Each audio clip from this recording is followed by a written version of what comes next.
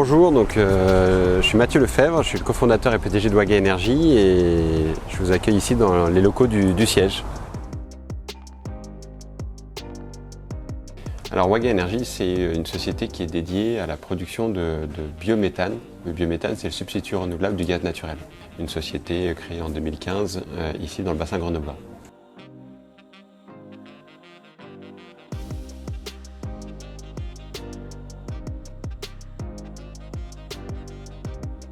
Alors, comme vous l'avez compris, on est vraiment des militants du gaz renouvelable. Que ce soit mes associés, les cofondateurs, Nicolas Paget et Gaël Prince, comme aujourd'hui tous les collaborateurs de Waga Énergie. On a travaillé dans notre histoire précédente pendant des années au sein d'Air Liquide. Au sein de ce groupe, on a commencé à développer des activités de biogaz.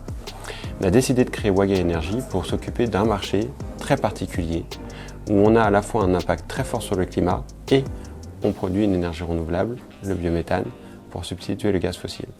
Ce marché, c'est le marché du stockage des déchets. Aujourd'hui, l'humanité produit des milliards de tonnes de déchets chaque année et c'est en forte augmentation. L'essentiel de ces déchets à l'échelle mondiale sont stockés.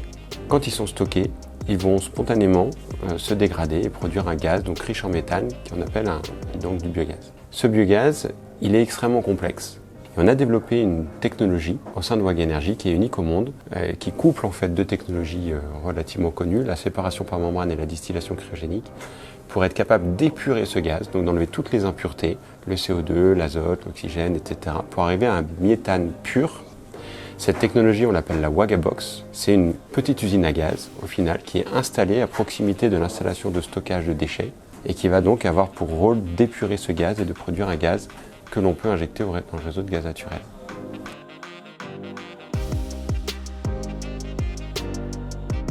Et alors pour pouvoir développer cette rupture, parce que c'est vraiment une innovation de rupture, eh bien on propose cette technologie dans un modèle où on développe nous-mêmes les projets, on investit, on conçoit, on construit cette machine et on l'investit et on l'exploite sur le long terme pour pouvoir garantir les performances et donc garantir un coût de traitement, donc un coût de production qui soit le plus faible possible.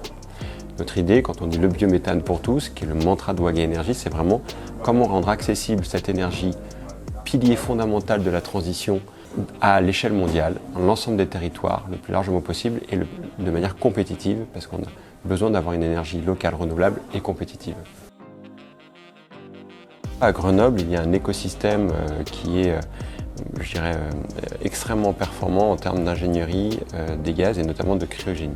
On a commencé grâce à un programme de l'État qui s'appelle le programme d'investissement d'avenir qui nous a octroyé une subvention pour pouvoir financer le premier pilote. Donc, le premier pilote a été mis en service en France, en Bourgogne, sur un site donc, de Coved qui a été racheté par Paprec. Donc, c'est le groupe Paprec qui a la première usine de production de biométhane à Saint-Florentin. C'est un petit village de Bourgogne.